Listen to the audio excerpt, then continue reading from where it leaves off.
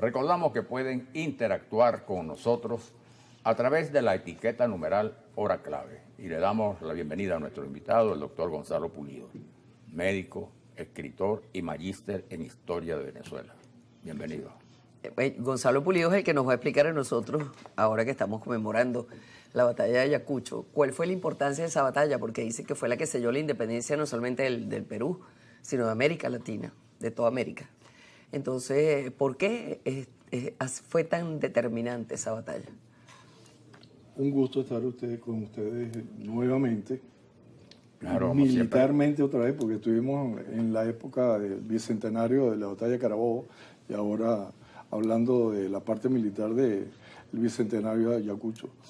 Por supuesto, la batalla de Ayacucho es tal vez la más importante porque es la que termina con el ciclo de dominación del ejército del Imperio Español en América del Sur. Aunque pasó un suceso muy interesante que se puede comparar con el de Venezuela.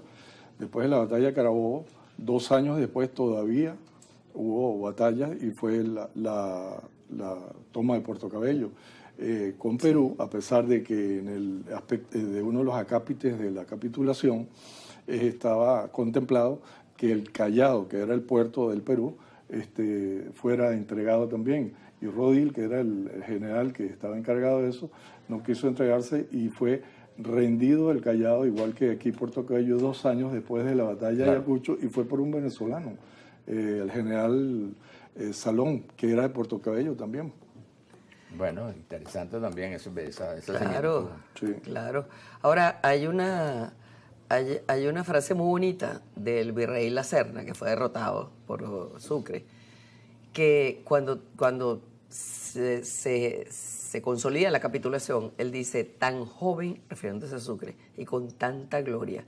Y yo creo que no solamente lo decía por haber ganado la batalla, sino por unas condiciones humanas y personales de Sucre, de honradez y también de generosidad y de ser un tipo compasivo, ¿no? Que se pusieron de manifiesto allí también, porque Bolívar también hizo el señalamiento de que él le había dado al vencido un rango de vencedor. Sí. Y eso dice mucho de la personalidad de Sucre. Sí, se ve siempre Sucre como muy magnánimo Sí. a la hora del triunfo, que no lo tenía ningún otro, y de hecho, como lo hablamos hace un momento, y que puede iniciarse a nivel internacional, por decirlo así, en alguna forma, los derechos humanos o los derechos internacionales. El derecho internacional humanitario. Después en cuestiones de conflicto, es Sucre porque él es el que inicia todo el aparataje. Fue como un precursor de todo lo que hoy es materia bueno, internacionalista, de todas partes se habla de eso y en todas partes se trata de conseguir. Se humanizó la guerra. Pero quien lo hace al principio es Sucre. En 1820 con el tratado, Morillo, ¿no? Con Morillo en el tratado del armisticio de Santana. A partir de ahí, y de hecho en Ayacucho, hay un rasgo muy importante que dice la manera de ser de Sucre, que dentro de los vencidos, el segundo de a bordo del ejército español era Canterac. Canterac estuvo en Venezuela en la guerra de independencia en el oriente y él fusiló a un hermano de Sucre, y cualquiera pudiera pensar que Sucre, después que lo tiene rendido, iba a ser vengativo. Iba a ser vengativo y lo podía fusilar también. Y no, todo lo contrario, firmó la capitulación con Canterac y fue magnánimo y les entregó, porque pudo haber sido otro tipo de rendición incondicional que pudiera haberlo hecho, claro, porque no estaban en condiciones. Y Sucre abrió las puertas de muchas cosas que después se les criticó, porque decían que no debió haber sido tan magnánimo, porque les dejaron a los españoles muchas garantías y muchas cosas. Bueno, pero lo cierto es que es un ejemplo para tanto político hoy que... guerras tan sangrientas, ¿no? Sí. Sí. Pero de hecho Sucre es un ejemplo para tanto político hoy, sí, que por quítame esta paja ya quieren volatilizar al adversario. Sí, y él y es una demostración de magnanimidad en una situación tan grave como es un conflicto bélico. Pues. Claro, claro. Ahora, ¿cómo fue realmente? ¿Cómo se llevó a cabo esa batalla? Cuando nosotros estudiamos, nos ponemos a estudiar a fondo la batalla de Carabobo, perdón, de Ayacucho, que tengo Carabobo. Claro. Sí, Ayacucho, nos vamos a encontrar que pudiera dividirse en dos tiempos.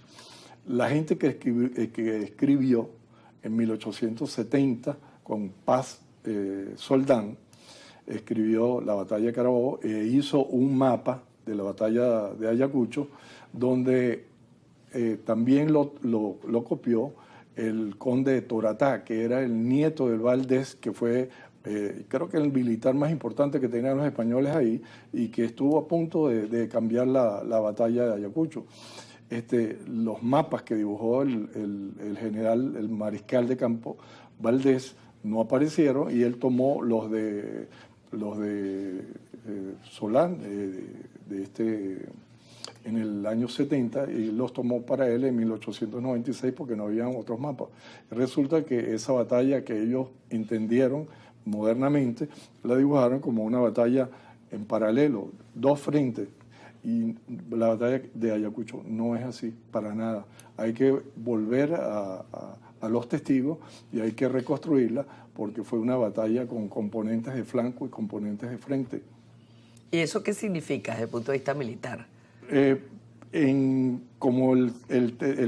importante cuando se hace el análisis de una batalla es el terreno, tener en cuenta la táctica y, por supuesto, la reconstrucción nuestra es con los testigos y los documentos oficiales. Entonces, ¿qué importancia tenía? Que el ejército español, antes de la batalla, tenía planificado golpear el flanco izquierdo de Sucre, que estaba en una meseta de 1.200 metros por 600 metros, golpearlo de lado con el general Valdés, y luego que él hubiera hecho el daño que ellos esperaban, atacar de frente con el general Monet y atacar en el lado izquierdo a la división de Córdoba, de manera de que hacer una especie de tenaza y triturar a Sucre, porque no tenía, por cuestiones de terreno, para dónde tomar. Y Sucre previó eso, y a pesar de estar en inferioridad desde el punto de vista numérico, cada punto que él atacó lo hizo con mayor superioridad de efectivos, y no les dio tiempo que casi lo doblaba el ejército.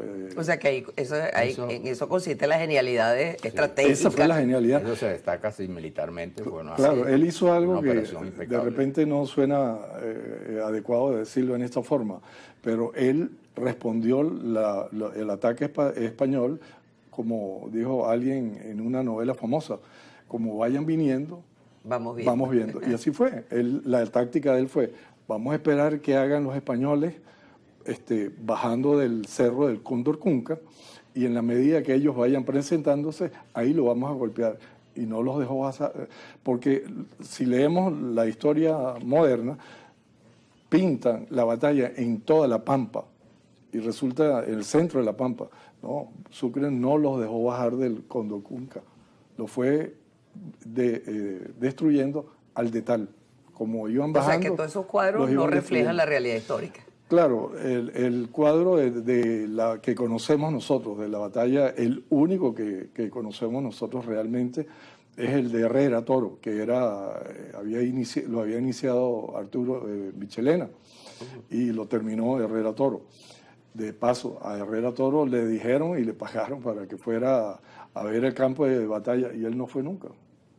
Entonces se guió por otras cosas, y es una representación de eso, de la batalla. Algo parecido a lo que ocurrió en Carabobo también, ¿no? Algo parecido también. Los mapas, ¿no? También porque no es el mismo terreno. Y todo, por supuesto, una pintura tiene muchos aspectos. Entonces, poner todos los aspectos en una batalla no se dieron en la misma hora. Pero lo importante es que se pintaron para tratar de explicar más o menos lo que ocurrió en la batalla. ¿Y cómo estaban integrados esos ejércitos? Porque dicen que, por ejemplo, este virrey La Serna tenía incluso muchos indígenas ahí. Sí. En cambio, Sucre tenía muchos extranjeros, es decir, latinoamericanos, ingleses. Sí. Gente que peleaba Sí. por o sea, ¿serían una especie de mercenarios como los conocemos hoy? Bueno, habían pocos ingleses que quedaron realmente de los que vinieron en 1818 aquí a Venezuela. Más que todo quedaron oficiales dirigiendo algunos batallones. De hecho, el que dirigió el batallón Rifles, que no peleó, porque 5 días antes había sido muy severamente golpeado en un enfrentamiento en Colpahuayco, los que dirigían algunos de los batallones, de las compañías, eran ingleses. Pero realmente el ejército, eso lo dijo el presidente peruano que se suicidó en una explicación que dijo realmente... Alan García, que lo explicó muy bien y dijo, aquí un ejército extranjero peleó contra un ejército peruano para darle la libertad a Perú. Exacto. Porque el 90%, 95% del componente de Ayacucho, que eran indígenas, o sea, los soldados reales eran indígenas, pero por eso no se desmerita, porque resulta que ellos estaban mejor preparados para pelear a alturas de 4.000 metros que un español que no estaba preparado para eso. Ellos estaban mejor preparados en ese sentido. Y del lado del Ejército Unido del Perú, que es el nombre que se le da al ejército que mandó Bolívar del sur, es Unido del Perú, tenía 3.500 de los 5.780, 3.500 eran colombianos, es decir, venezolanos en su mayoría, neogranadinos y una porción ecuatoriana. De esos solamente había 80 caballerías de granaderos de los Andes argentinos y unos cuantos chilenos y unos cuantos... Bueno, fíjate, eso es una soberanía bien entendida, porque sí, no es el tema de quién pelea, sí, sino por qué se pelea, cuál es el objetivo ¿por alcanzar. qué se pelea? Sí, habían chilenos y habían polacos y habían... Imagínate. Es más, había un ucraniano. O sea, habían ciertos oficiales y eso que eran extranjeros. Claro. De hecho, Ferguson, que después defendiendo a Bolívar el día que le hacen el atentado, era capitán de una de las compañías que tenía Córdoba. Bueno, ya tenemos que terminar, se nos ha hecho corto porque ha sido muy ameno todo esto. muy esclarecedor. Sí, además, señor. ¿no? Y muy oportuno hablar de ciertas cosas que tienen que ver con esa batalla, sobre todo la personalidad y el papel que jugó Sucre, lo que representó, que inclusive hoy nos da lecciones de todo lo que hizo. Así que yo creo que es muy oportuno que hayamos recordado todo esto, hayamos rescatado toda esta historia. Un tema muy amplio para Sí, tan poco tiempo. Claro. Y algo importante para Ajá. terminar, y suena extraño, el mariscal Lamar, que dirigía la división peruana, tenía el grado, en esa época eso era importante, en la antigüedad, él era mariscal de campo y Sucre era general de división, pero quien deja encargado del Ejército Unido del Perú, lo deja Bolívar, porque Bolívar, el Congreso le quitó la potestad en julio de manejar ejércitos extranjeros. Bueno, fíjate tus datos que hay que recordar y que además mucha muy gente puede no útiles, saber. muy útiles en este momento, ¿no? Sí, En el señor. cual, como siempre ocurre, pues no siempre las interpretaciones son rigurosas, ¿no? Exactamente. Así es. Bueno, muchísimas gracias Gracias por a haber ustedes. estado con nosotros. Gracias. Vamos a la pausa, ya volvemos.